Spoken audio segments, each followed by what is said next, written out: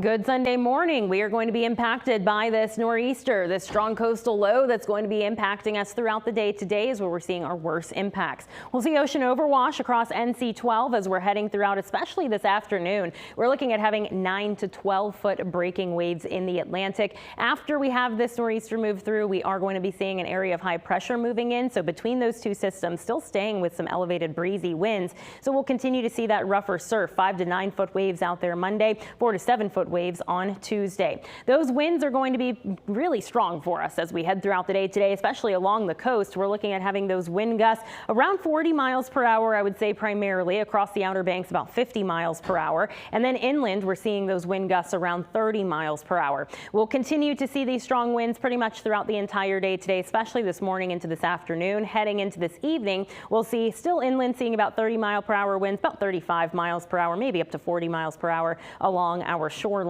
So as we get into the day on Monday, we are still going to be staying breezy, not quite as windy as today, but we are going to be seeing those winds gusting about 25 to 35 miles per hour throughout the entire day on Monday and continuing as we head throughout the day on Tuesday as well, as that coastal low continues to make its way a little bit more north. And again, that high pressure starts to move in for us. So with these strong winds, we could be seeing even isolated higher gusts. We could be seeing for the eastern shore and Virginia Beach gusts up to 55 miles per hour. That's where we have that high wind warning in effect. And then a wind advisory is in effect with gusts up to 50 miles per hour for the rest of our coastal communities. So just keep that in mind. That could lead to some power outages. It will be difficult for some high profile vehicles to drive on some roadways as well. Speaking of the roadways, you really need to be careful out there as we are going to be seeing major to moderate tidal flooding. So we have a coastal flood warning in effect until 9 a.m. Monday. We're looking at having 2 to 3 feet of inundation during those high tide cycles. So our worst high tide cycle is going to be as we head into this afternoon. Sunday 2 p.m.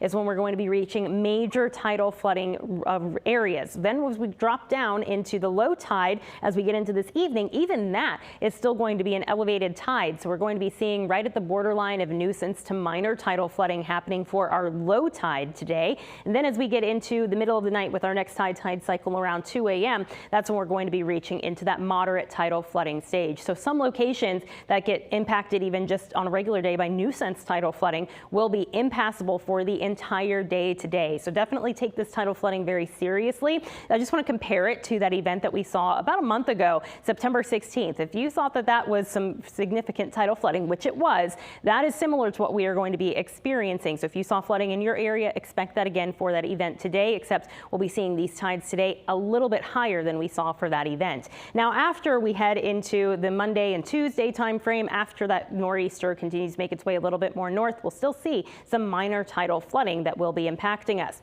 So again, the most impactful is going to be as we head into high tide for this afternoon. Major tidal flooding for a number of locations that we have here. Eastern Shore, Cape Charles, Wachapreague, we're going to be seeing across the peninsulas, Jamestown, Yorktown, seeing that major tidal flooding, Southside, Smithfield, Sewell's Point, Money Point, as well as the Lynn Haven Inlet. Now, some of these locations could even be setting record high tidal flooding. For the Lynn Haven Inlet, that record was 6.28 set back in 2022, January 3rd. Now, this specific site only goes back to, I think, 2009. So there are some gaps in some of those larger storms. But regardless of what's on record, we are looking at having our forecast for today was originally 6.3. It's dropped down just a little bit to 6.2. So it might take on that number 2 spot, which is currently held by that event that happened just a month ago for us, which was at 6.06 feet is what we saw with that event. So again, today's will be a little bit higher than we saw for that event about a month ago.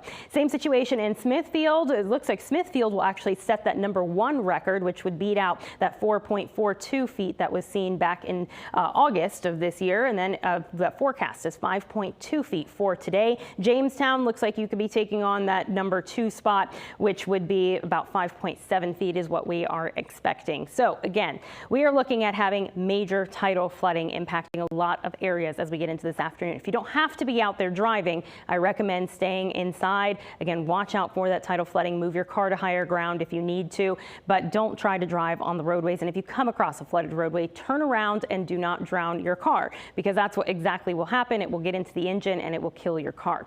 Now, we are going to be seeing this coastal low continuing to track along the Carolina coastline. It's currently sitting between South Carolina and North Carolina. But what's interesting is that you're seeing a little bit of a dry slot that's developed in the middle of this system. So we've had that rain throughout the night and continuing into the morning. But as we get into this afternoon, looks like we'll catch a little bit of a break in that rain. More isolated to widely scattered rain shower activity. Heading into tonight should be decently dry, holding on to that cloud cover. Same situation out there for Monday morning. But as we get into Monday evening on the backside of this system, looks like we'll see another round of some scattered rain showers throughout your Monday evening into the nighttime hours. Maybe very early Tuesday morning, seeing a few lingering showers, but a lot of that rain clearing out of here by Tuesday. And eventually those clouds will clear out of here as well, as we have that area of high pressure that moves in following this nor'easter.